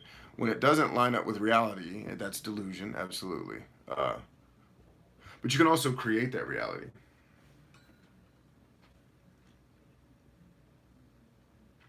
I have to say that if you share at least one smile a day for a month, you will have more effect than most human services. Oh, dude, that's 100%. I smile at people all the time, and then it's like, oh, that guy's not an assassin killer. He's actually a nice person. I think you'd find that to be the opposite. I'm at my strongest when I'm typing. Yeah, but you're also at your most biased, right? Your typing does not include a lot of times the nuance of the situation. It's just very much and what I mean is, if you and I could have an actual conversation, it would allow us to talk about context, right? And not, because you and I almost always in type talk around each other. It's like you are attributing intent and things that I'm not saying into what I typed, and then you'll go off into your spiel. Not always. I mean, most of our conversations are pleasant, but then there's some that are just freaking exhausting, because it's like, oh, this dude doesn't know what he's talking about, and I don't have the energy to educate him on it. I'm just going to let him think what he thinks, right? So it very much becomes when you type, you're so rooted in the certainty bias that it's like, well, I can't even have a conversation with this dude because you 100% believe what you're saying, and there's no reason for me to add anything to the discussion because you are certain that you are right. So in that moment, it's like, well, then there's really nothing else to discuss, right? It's like when Myers-Briggs folks will come on YouTube and they'll yell and argue, like, listen, I'm not arguing with you. I'm coming from the standpoint of I'm trying to learn and get better, and I don't know all the answers. If you believe this is all the answers and this is what's saving your life, man, fine. I'm not saying you're wrong. I'm just saying that ain't enough information for me, right? And I don't believe enough in it because I've seen way too many flaws. But if it's not flawed for another person, so when a person is that convinced, there's no reason for me to debate them. That's their reality. It's like, here you go, right? But then bringing it back to the discussion at hand, this self-value, we have to be able to attribute positive qualities to it. So you can't just focus on arrogance and lack of empathy, right? I would focus, if I'm you, I'm thinking, well, I'm an insanely curious person. I'm also a really patient person because I piss a lot of people off, I imagine, when I talk, at least from listening to you. But I still come back around and I want to engage and I want to learn, right? So there's a lot of positive that comes along with, you've been a friend of our shows for a long time, and I appreciate having you around and having these discussions, right? And having some of these mental sparring matches because it keeps the brain sharp. So it's like you bring a lot of value to a situation, right? If you just focused on arrogance and all these things that may or may not be true. Like I said, I don't know you in real life. I've never had a real conversation with you. It would probably have a whole different opinion if I sat down. Well, and I already have a different opinion. I already think you're a good dude, right? I already can sense that about you, despite the fact that you're challenged at times to convey everything you feel from an objective point of view versus your very personal perspective, right? I make the assumption that you are objective. It's just not coming across sometimes in the way you type, right? So you have to get into that self-compassion and that self-praise just as much as anybody else. Let's see. You received a death threat today for saying The Last of Us sucks. Welcome to the internet.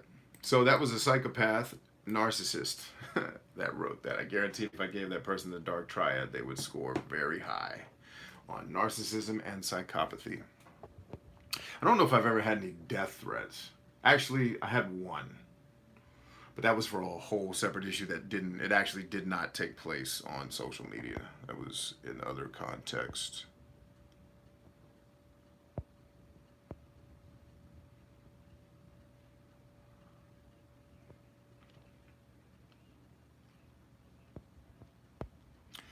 So your singer got pancreatitis and started drinking again a week later. He just told you that he appreciates looking out for him, but that he is an adult, makes his own decisions, and that your persistence rubs him the wrong way. What should I do? Leave him alone. Um, yeah, leave him alone. Leave him alone. You got to let him get there on his own. You're not going to save him from anything. If he's having that type of issue with drinking, there's obviously other things in his life that are causing him so much pain that drinking is a way to escape that pain and to change his state. So no amount of you prodding or pushing or cajoling is going to change that. He's got to get to a place where the pain of staying the same becomes greater than the pain he'll have to go through to change. So the only thing you can do is just love him and be there for him, and that's it.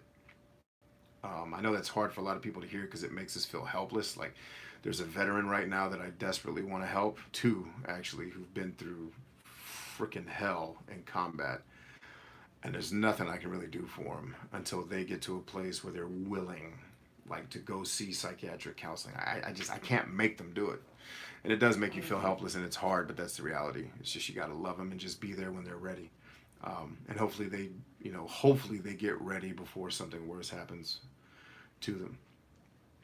Broken Zuba says, your thoughts on imposter syndrome. Is it a legit mental disorder or the result certain unhealthy mindsets of certain unhealthy mindsets that can be changed? Is there a connection to your airplane example? I actually don't know is the answer to that. I would have to do more study on that. I'm way too much of a dilettante, like with things like the DSM-5 and actually diagnosing mental disorders. I am not enough of an authority to speak on that. I'm not versed enough to speak on that with any authority, to be perfectly honest with you, and I think I'd be doing a disservice to try to speak on it.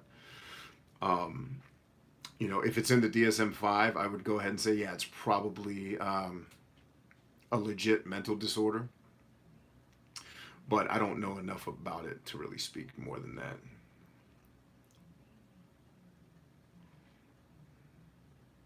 Brain Juice says you had many death threats. You were in the military. See, that's another positive attribute you can give yourself is humor. You were a funny dude, man. Tony JV says, can you give your perspective on this? What if you have high self-respect, i.e. you don't let people walk over you, etc., but you don't have self-compassion? Let's see. You have high self-respect, right? Then I'd immediately start going through exercises that help me develop self-compassion. And I can't, dang it, it's on my phone. No, yes I can, because I have the internet. I'll give you mine. Let's see. Bear with me 1 second. I will read you what I do. So I have what I call the daily discipline. And this is how I show myself self-compassion. So usually before I do anything else during the day, I do a number of these things. But I have to get through all of these in some shape, form, or fashion before the day is over. Right? All right, so let's go down the list. Get 8 hours of sleep. That's self-compassion. Right? I didn't do that last night. I got about 6. Let's see. 8 hours of sleep. Go on a prayer walk. Right? So usually in the mornings I'll get up and I'll walk for 10 to 30 minutes. And that just gives me time to express gratitude to God for the amazing life that I have and the health of my family and the fact that we have more than enough resources to survive when I know there's other people in the world who are prostituting themselves just to eat. In fact, there's other people in my own city that are prostituting themselves to eat, which is why I'm trying to help some of the organizations that are putting a stop to that. Or not putting a stop to people prostituting, but creating an environment where they don't have to do that. So that's the prayer walk. Let's see. I meditate, right? So that's one of the first things I do when I get up.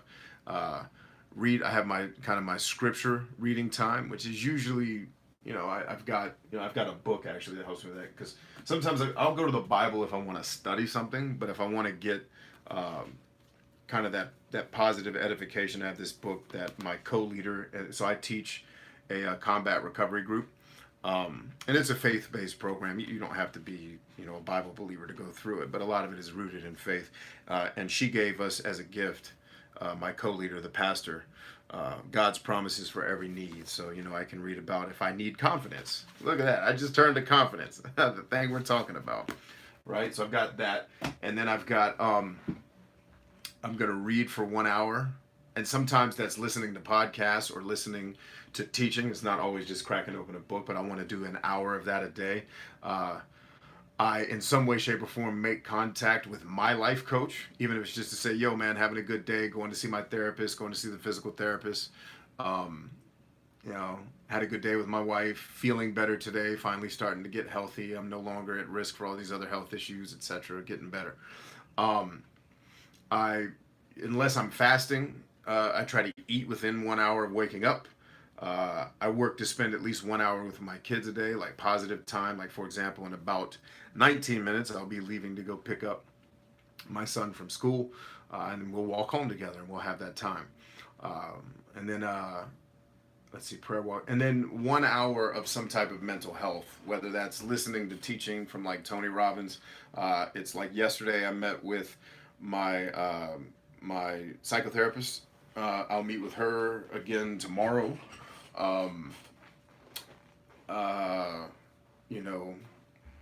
Things of that nature, right? So I try to get 1 hour of that a day. So that is what I call the daily discipline, but what it really is an exercise in self-compassion. So when I realized that I lacked self-compassion, this was something that I created to make sure, and I'm accountable to it every day. It comes up on my calendar like, yo, I need to do this every single day to make sure that I'm taking care of myself. So that's not so much a perspective, but that's what I do to adjust that. It's Out of Sight says, correct. The rock bottom is the only way. Alcoholism is a very misunderstood illness. Wait a minute. And difficult for people around the drunk. Yeah, and it is a disease. I can show you a number of scientists who have finally, because there's a formula for labeling something as a disease, right? And there are scientists that have shown, here is how this meets the criteria and the formula for a disease. Because for years they thought, oh, this person is just a shitty person who has no self-control. And it's like, no, that's absolutely false. These people have a disease, a legitimate disease. And America's finally starting to wake up to that and realize, oh, these people need help, not incarceration and beatdowns. They need help, right? And that's starting to change. It's slow, but it's starting to change. Kerr0211 follows. Thank you for the follow, Kerr. Much love. Um, let's see. Illuminarchy says, I got slapped for being a Nazi twice. Sadly, they slapped like marshmallows, so I walked away, but I had to giggle. Okay. Older Anders says, sometimes just being present helps a person more than we know. Absolutely. Brain Juice says, my sense of humor isn't really serviceable to most people, so make it serviceable to the people who are wired for it. Brain Juice also says, part of the reason why I'm such a cynic is because it fuels my sense of humor. Yeah, I mean, most comedians, for example, are either very cynical or, in my case, very skeptical, right? So, even though I'm not technically a comedian, my doctor told me I had to do stand-up comedy to deal with some of the things that I've seen in life. Atlas says, I quit smoking and drinking. I have a friend who, whenever I express my emotion, feels, and struggles, sums it up. Man, you just need to smoke. Wow. I moved to better myself and trying to make new friends with coworkers, but it seems all they want to do is smoke, drink, and party, so I end up going home alone. I feel I'm doing what's right for me, but have become alone. So yeah, you just got to find it. You got to find your new tribe. You got to find a new tribe that supports what you're doing 100%. Tony JV says, thanks, dude. I'll take this and make some modifications. No worries, man. Third May says, self-care, a good thing, a great thing. Illuminarchy says, I wonder if you might want to consider a fatherly father/son guidance session, like your son asks a legitimate question and then films the whole answer and posts it on his channel. Actually, we do that on our podcast. It's called Conversations with Christopher. They are hilarious. They just haven't aired yet. That is a great idea, my friend.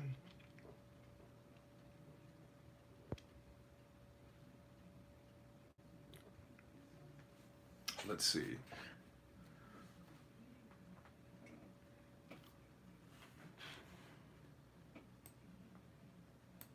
Brain Juice says, basically, I'm an asshole who takes pleasure in messing with people, which tells me you actually have some insecurities that you use your humor and asshole nature to protect from being hurt.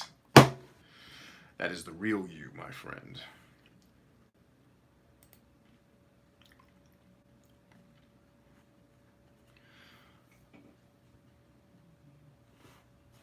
Now, if you're messing with people in good fun and they're in on the joke, then that's a different issue. Because I would say you and I are very similar when it comes to that. But I do not mess with people for simply my enjoyment. If I'm messing with someone, it's for their enjoyment too. All right, YouTube is getting after it over here with the comments. Twitch has finally beat YouTube in terms of number of viewers. Thank you, Twitch. Much love to all you good people. Which, reminder, if you're just tuning in on YouTube, you need to get at me on Twitch. Twitch.tv/Brian Chambers. And I don't want to hear, I don't have an account. Make one. It takes 30 seconds and you get to have these types of calls all the time with your boy.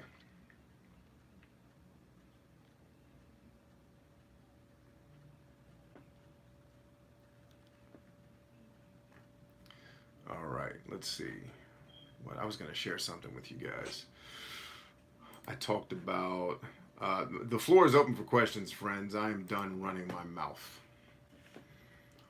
at least for now, until you start asking questions. So if you have not availed yourself of this program, I'm getting ready to type in the comment section here. Highly recommended. When you go there, and I had somebody bring this up, they're like, where are all the videos? All the links don't work. I'm like, yes, the links aren't actually links. The links, the titles are just telling you what's in the program. If you press play on the video, it becomes a playlist that you can skip to the next video at the bottom, right? So down at the bottom, you've got the arrows where you can skip. And what I recommend you do with this program is you go through one video per day, right? Don't try to binge watch it like it's Game of Thrones, because there's a lot of principles and strategies and nuances there that you'll glaze over if you're trying to force yourself to consume all the content at once. So what I tell, and some of the earlier videos are like an hour I think I have one that's almost 2 hours long. So it's trying to consume tons of that a day. You're going to miss things. So take one day, watch one video, run it back, hear things that you missed, take notes. If there's a practical exercise associated with it, some videos have that. Then do the practical exercise and just make that your meditation for that day. Third May says, excellent, Bryant. Be blessed, brother. Um, do you have a garden? What are you growing?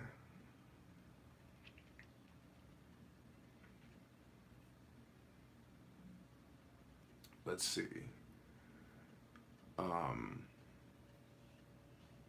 Brain Juice says, if I became a positive, optimistic person, I'd lose my identity. I would say, okay, but it's an identity that you created, so you can just recreate yourself. But I think more importantly, what you're actually afraid of is being vulnerable. You like being in the position of authority and having leverage and being the person who is right, right? You don't like being vulnerable. You don't like being wrong, right? And it's much easier to be an asshole that screws with people when you're trying to protect yourself from vulnerability and pain. Now, I'm not telling you you need to become vulnerable. That's up to you. I will tell you that doing so will increase your quality of life, but that's up to you, right? And maybe it won't.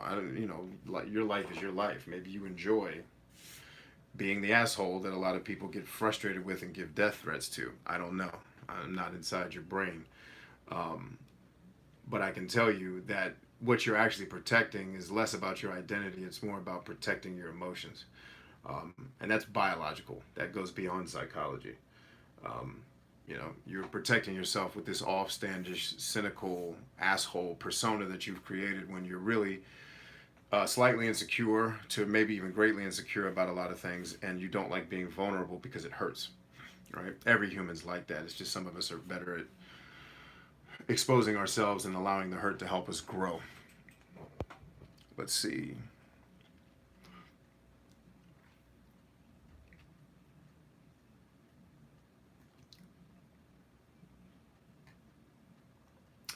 Illumanarchy says, I think I like how I put your program, helping you to become the best you so that you can be the best you for those you want to help. Yeah, man, that's great stuff. Kerr says, what are your reference? Who do you think is a great human being today?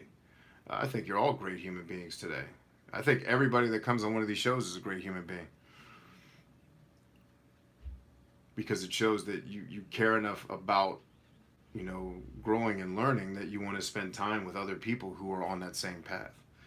I think that makes someone a great human being. The way I measure greatness is not really in accolades and trophies and how much money people make. I measure greatness based upon the willingness of the human soul and whether or not they have a positive impact on the people around them. Even if it's one person, like that lady I told you about who was working in her garden, who pulled me aside as a kid. She had a huge, I still remember that. She had a huge impact on me as a person. She's a great person. And if I'm the only person she reached, she still did a bang up job. With all his or her faults and qualities, thanks for your videos. Yeah, so, that's kind of the way I look at it. I mean, I could name all the people who are famous who I think are doing great stuff, right? Like Joel Salatin is freaking amazing. But the truth of the matter is, all of us have potential to be amazing and to be great human beings.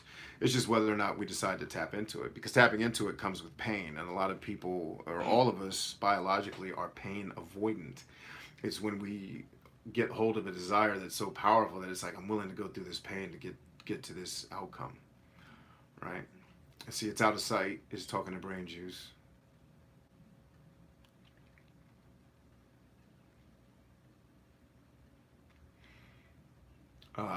Illumanarchy says, boss man, I gotta bounce. So you are going to lose one on Twitch and one on YouTube. Sorry, but I ain't losing you, man. You're here. You are here. I'm actually getting ready to bounce too, so getting ready to lose two. Let me make sure I didn't miss anything on YouTube. Looks like we're good there.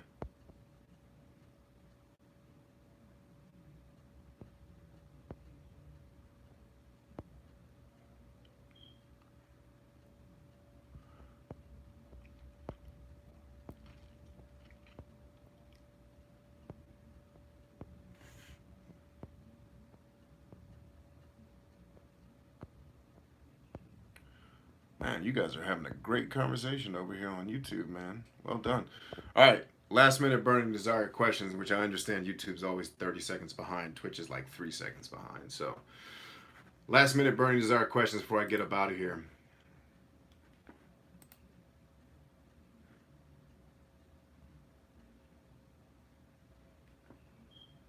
Tell you one burning desire I have is to burn down all of the freaking bots on LinkedIn. Getting exhausted with people offering me services that my company actually does. Like, be better people. Like, that's what I get impatient with, is people that are just inefficient.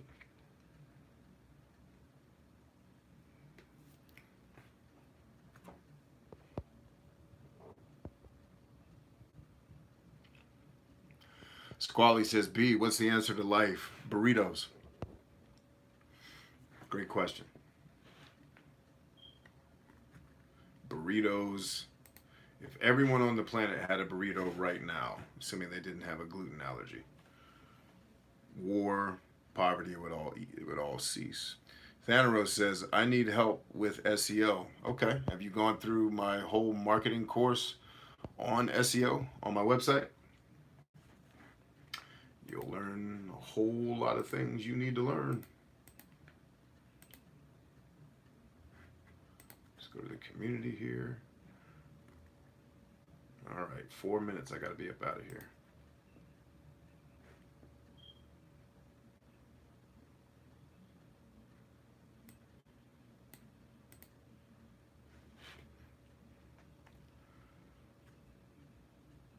Let's see, it's funny. Brain Juice says, I prefer to be behind the scenes, and then in the next breath. Again, this is him making a declarative statement without knowing the actuality. I prefer to be behind the scenes, and then in his next statement, put simply, I'm very different from Brian. I prefer to be behind the scenes. I am willing to not be behind the scenes because it's effective for what I want to do. See, man, nuance. Ask questions instead of making statements. Like, he's going to make statements. This is a guy that's never actually met me in real life and can sum me up based on, a couple hours of video that he's seen, not seeing me interact with my family, not seeing how I talk to people on the street. Making assumptions about things and people makes you look like an ass. Read and ask questions. Do you meditate on the Word of God or more Eastern style? Ugh. Those are two questions that don't seem to go together.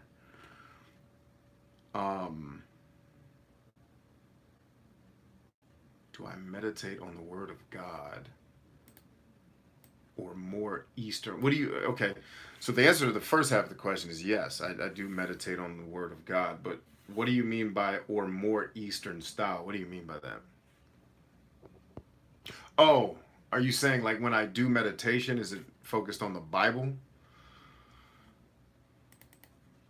No, I do not meditate with music. Yeah, okay. No, when I'm meditating, I'm just focused on being mindful and in the moment. It's not necessarily focused on. And I'm also a beginner. I just started meditating, so I'm literally just learning the basics. There's no music. It's silence, and learning how to allow my brain to be a brain. So I'm very much a beginner with meditation. So I don't know if that's Eastern style. I mean, technically the Bible comes from the East. So, let's see. When does one's self-importance or values or goals become grandiose? When the world lets you know. When your inner circle lets you know. And enough, when a large enough sample size of the population tells you that you're grandiose and ridiculous, that's when it's grandiose and ridiculous.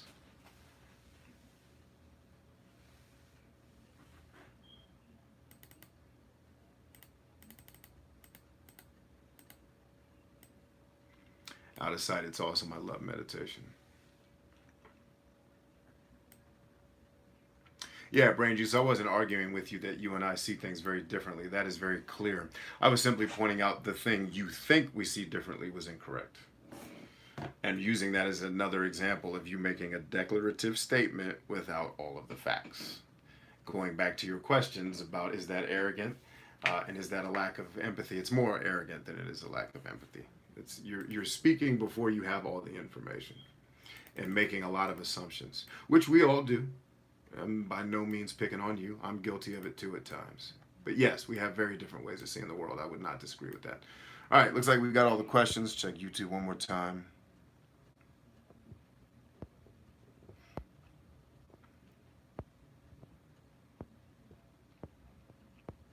All right, Thanos says I haven't. Then get after it, man.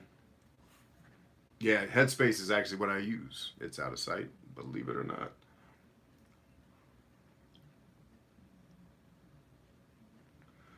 Let's see.